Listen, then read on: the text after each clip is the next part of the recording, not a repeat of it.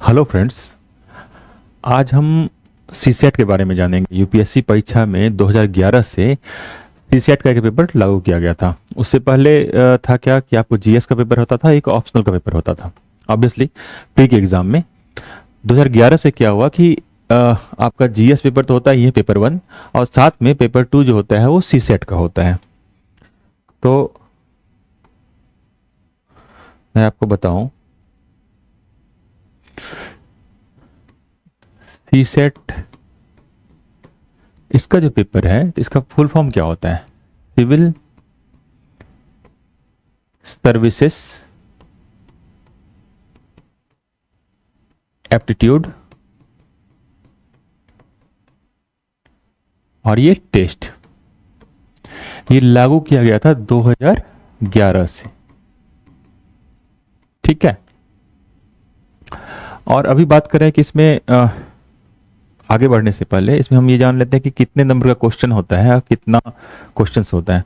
Total 80 questions होते हैं इस पेपर में। पेपर 2 के नाम से जाना जाता है सिविल सर्विसेज में, पेपर 2, जिसको सीसेट पेपर बोल सकते हैं आप। और ये प्रीलिम्स की बात कर रहा हूं मैं, यूपीएससी प्रीलिम्स की बात कर रहा हूं। ठीक है। पेपर 2 में उसको सीसेट के नाम से आप लोग बोलते हैं और 80 क्वेश्चंस होते हैं और ईच क्वेश्चन ऑफ 2.5 मार्क्स। ठीक है। और हमेशा की तरह नेगेटिव ही होता है, 1/3 नेगेटिव। 3 क्वेश्चन अगर गलत करेंगे तो आपका 1 नंबर कट जाएगा, उसमें से 1 क्वेश्चन का मार्क्स कट जाएगा। ठीक है, मतलब 2.5 नंबर कट जाएंगे अगर 3 क्वेश्चन आपने गलत किया तो। ये क्या होता है कि सीसेट जो होता है उसके मार्क्स ऐड नहीं होते स्क्रीनिंग के लिए, लेकिन आपको एक 66 नंबर इसमें लाना पड़ता है। 66 marks you have to score. हो सकता है कि पेपर 1 जो है जीएस का पेपर जो है उसमें आप हो सकता है कि 200 में 200 कर दिए, 150 नंबर कर दिए, लेकिन अगर 66 नंबर इसमें नहीं आए सीसेट में सेकंड पेपर में तो आप क्वालिफाई नहीं हुए, आपका पीटी खत्म, वहीं पे जर्नी खत्म, फिर अगली साल के लिए तैयार कीजिए।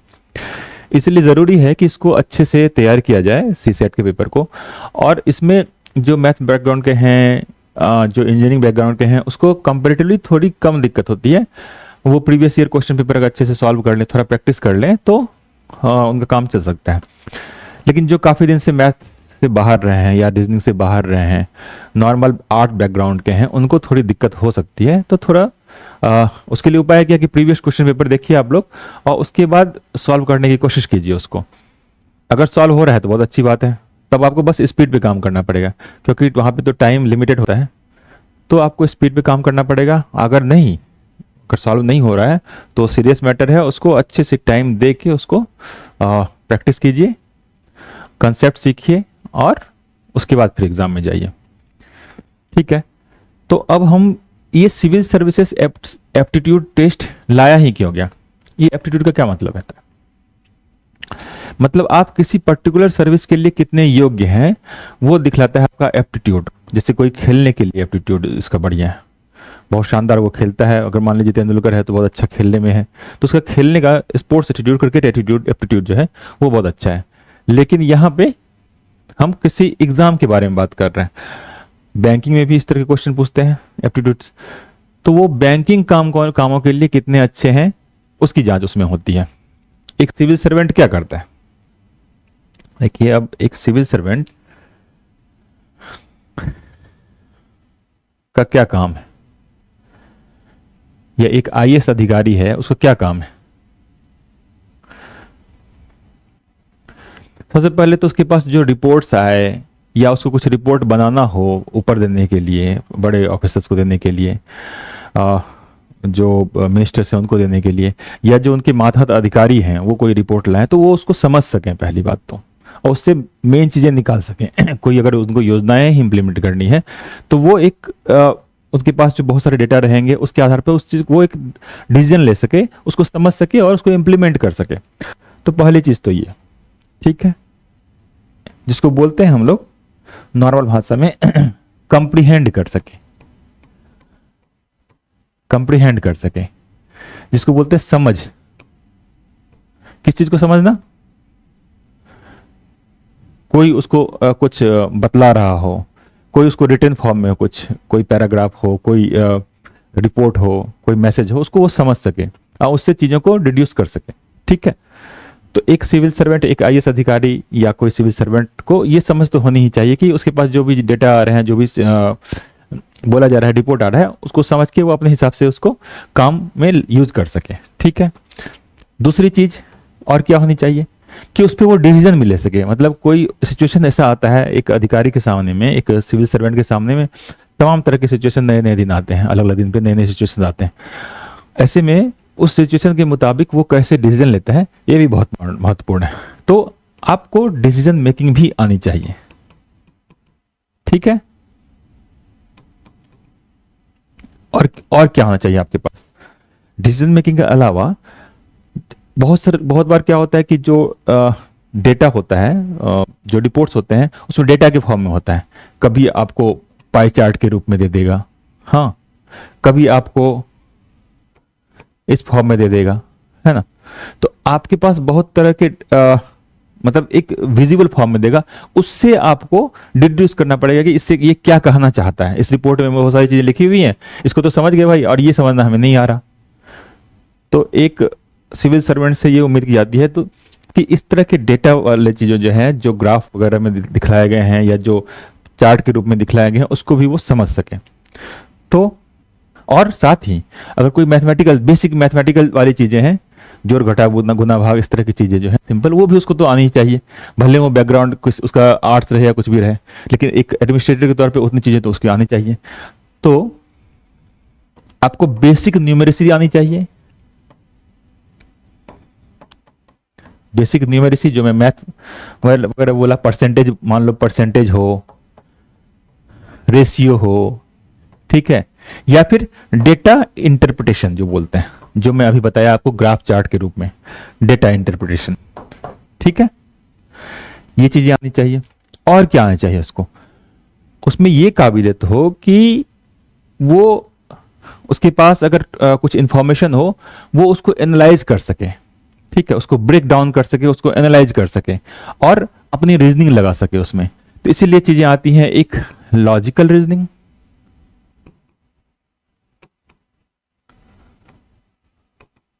और एनालिटिकल एबिलिटी।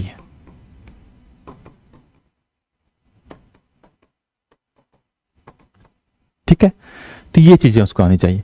इसके साथ ही उनको क्या आनी चाहिए? इसके साथ में एक सिविल सर्वेंट से आप क्या उम्मीद करते हैं? उसको अपनी भाषा भी तो आनी चाहिए। हाँ, अब जैसे एक ऐसा कोई सिचुएशन हो कि दो, आपको किसी के साथ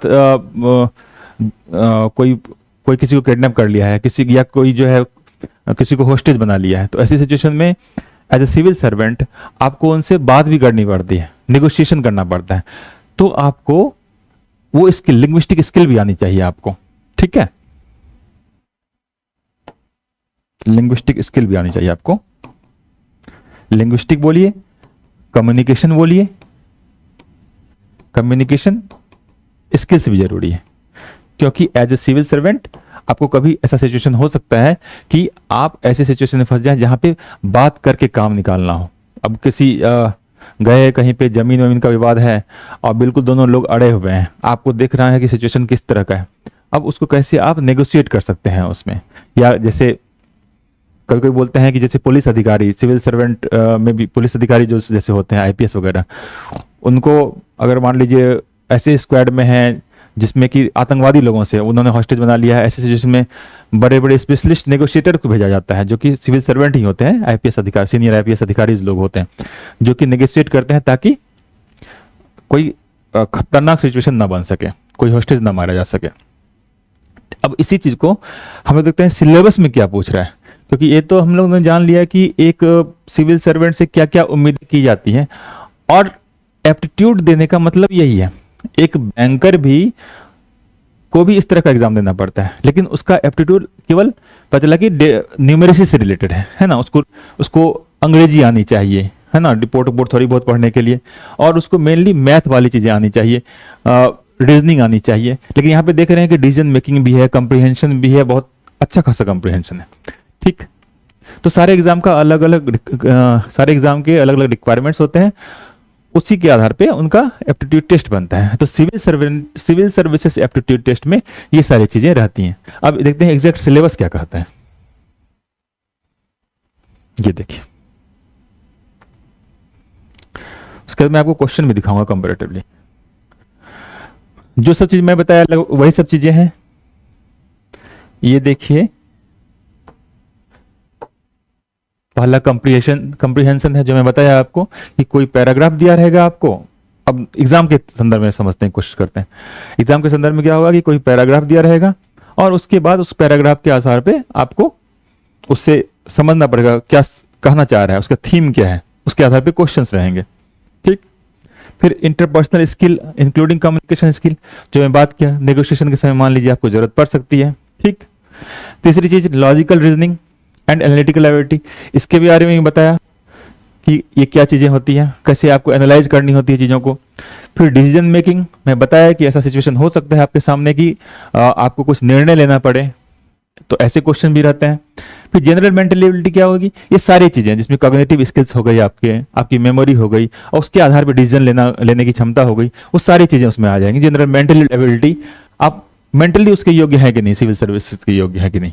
ठीक, अब बेसिक न्यूमेरेसी जो मैं बताया आपको, फिर डेटा इंटरप्रिटेशन जो चार्ट वार्ट बताया, ये सब सारी चीजें, और इसमें जैसे कि ग्राफ वगैरह आते हैं, सारी चीजें आती हैं।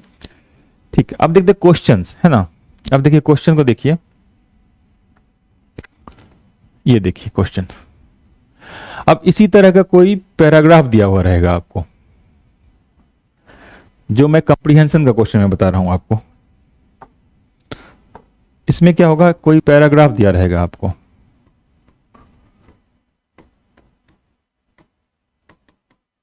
देखिए पैराग्राफ दिया हुआ, इसके आधार पे कुछ क्वेश्चंस दिए रहेंगे, और ये क्वेश्चन स्ट्रिक्टली आपको सॉल्व करना होगा on the basis of the paragraphs you read. Okay, जैसे कि दिया कि हाल के वर्षों में लोकतंत्र के विषय को लेकर उसके आसपास जिस प्रकार के शब्दाबंडर प्रयुक्त हुए हैं, उसके फलस्वरूप यह विषय अत्यंत संभ्रमपूर्ण हो गया है। तो पूरा पैराग्राफ है, और ये कुछ साल पहले का क्वेश्चन है, ये रियल क्वेश्चन है यूपीएससी का। आप प्रीवियस ईयर के क्वेश्चन देखिएगा, उठाइएगा पहले से ही 24-23 इस तरह से उठाइएगा, उसके बाद देखिएगा किस तरह के क्वेश्चन पूछ रहे हैं, उसमें किस टाइप के। जैसे कभी कभी क्या होता है कि एक बड़ा सा पैराग्राफ दिएगा, ये काफी टाइम टेकिंग होता है, ऐसा नहीं कि बहुत छोटा सा है, और जैसे बैंकिंग वगैरह में पूछते हैं कि छोटा सा पैराग्राफ दे दिया उस पर क्वेश्चन दिया, नहीं, ये काफी बड़े बड़े पैराग्राफ्स होते हैं, उसमें 5-6 क्वेश्चन हो सकता है कि पूछ दें। ठीक है, कभी कभी 2 क्वेश्चन ही पूछ सकते हैं। पता चला बहुत बड़ा पैराग्राफ है, 1 पेज का पूरा, उसमें 1 क्वेश्चन 2 क्वेश्चन पूछ दिया, तो काफी टाइम टेकिंग होता है। तो इस चीज जब क्वेश्चन सॉल्व करेंगे तो इस चीज का निर्णय आपको लेना पड़ेगा कि इसको पहले अटेम्प्ट लिया जाए या बाद में अटेम्प्ट लिया जाए, डिपेंडिंग अपॉन द सिचुएशन। ठीक है, तो ये कंप्रीहेंशन का टाइप हो गया। ठीक, आगे चलते हैं हम लोग। अब ये देखिए, अब क्या है, मैं आपको बताया था कि लॉजिकल रीजनिंग और एनालिटिकल एबिलिटी। अब जैसे क्वेश्चन देखिए, 4 friends ABC and distribute some money among themselves in such a manner that A gets 1 less than B। अब जैसे इसको देखिए, 4 दोस्त हैं ABCD, some money among themselves, इनके पास पैसे हैं कुछ, इन्होंने क्या किया, वो पैसे को डिस्ट्रीब्यूट किया आपस में, such a manner that A gets 1 less than B। A के पास कितना है, B के पास जितना भी है उससे 1 कम। C gets 5 more than D, C के पास कितना है, D से 1 ज्यादा। ठीक है, और D gets 3 more than B, D gets 3 more than B। ठीक है, अब इस तरह से आपने निकाल लिया, देखने में लगता है कि जैसे मैथ का है, लेकिन मैथ का तो एग्जैक्टली है नहीं। अब क्या कर रहे हैं आप, यहाँ पे आपके पास एक तरह से मेंटल एबिलिटी बोलिए या एनालिटिकल एबिलिटी बोलिए या लॉजिकल रीजनिंग बोलिए, तो आप इसके आधार पे जो आपको दिया हुआ उसके आधार पे आपने एक सिचुएशन बनाया यहाँ पे। ठीक है, इसके आधार पे फिर आपको आंसर देना क्या है, who gets the smallest amount.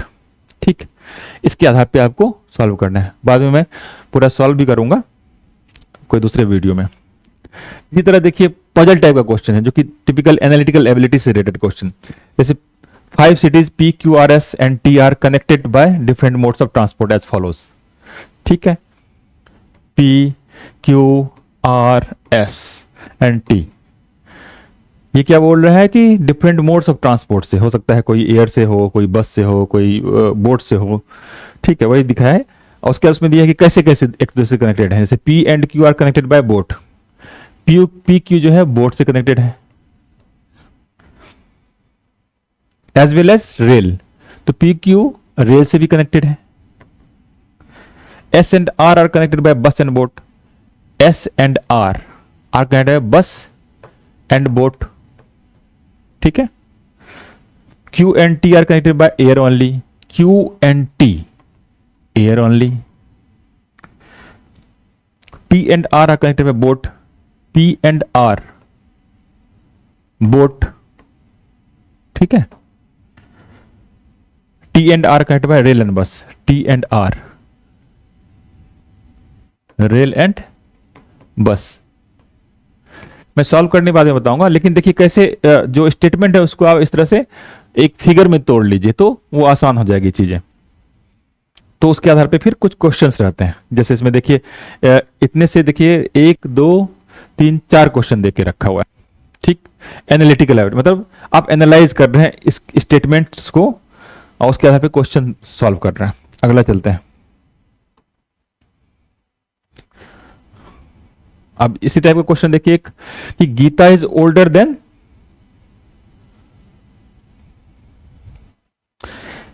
Gita is older than her cousin Meena, तो गीता जो है बड़ी है मीना से। मीना का एक भाई भी है, मीना का एक भाई है, brother of Meena, older than Geeta, वो गीता से बड़ी है। When Meena and Vipin visit Geeta, Meena and Vipin दोनों जा रहे हैं किससे मिलने, गीता से मिलने। They likely to play chess, Meena wins the game more often than Geeta, Meena जो है, अब गेम की बात हो रही है, more often than Geeta, Geeta जितना गेम जीत रही है उससे ज्यादा मीना। तो इस आधार पे जैसे इस क्वेश्चन को भी आप इस तरह से ब्रेक कर लीजिए, एनालाइज कर लीजिए और उसके आधार पे सॉल्व कीजिए उसको। अब देखिए जब मैं बोलता हूं लॉजिकल रीजनिंग एनालिटिबिलिटी, तो वो रीजनिंग जो होती है दो टाइप से बांट सकते हैं। एक तो नॉन वर्बल हो गया, सॉरी वर्बल हो गया जिसमें कि स्टेटमेंट दिया हुआ है, एक नॉन वर्बल हो गया। नॉन वर्बल मतलब इसमें इमेज दे रखा होगा, देखिए प्रॉब्लम फिगर दे रहा है, उसके बाद बोल रहा है पांचवा फिगर कौन है, 4 दिया हुआ है और उससे पांचवा फिगर इसमें से कौन है, इस टाइप के क्वेश्चन हो। ठीक है, ये क्वेश्चन भी वैसे ही है, ये वाला क्वेश्चन जो है ये भी वही है, 4 फिगर्स दे रखे हैं, उसके आधार पे पांचवा फिगर ड्रॉ करना है, तो आपको रीजनिंग लगानी पड़ेगी उसके लिए। ठीक, अब अगला चलिए। अब देखिए कुछ तो कुछ ये डेटा सफिशिएंसी का क्वेश्चन है। अब इसमें क्या है, इस टाइप के क्वेश्चन में क्या रहता है कि एक टेबल में दे दिए नंबर्स 3, 377, 2, 24, 224, 6, 1, 730 और x। अब x का वैल्यू निकालना है, तो कोई ना कोई इसमें रिलेशन होगा, कोई ना कोई रिलेशन होगा, या तो कॉलम वाइज हो या रो वाइज हो, कोई ना कोई रिलेशन होगा। हो सकता है कि जोड़ के हो, घटा के हो या स्क्वायर करके हो, और उसके आधार पे हम जो मिसिंग नंबर है उसको हम लोग निकालते हैं। ठीक है।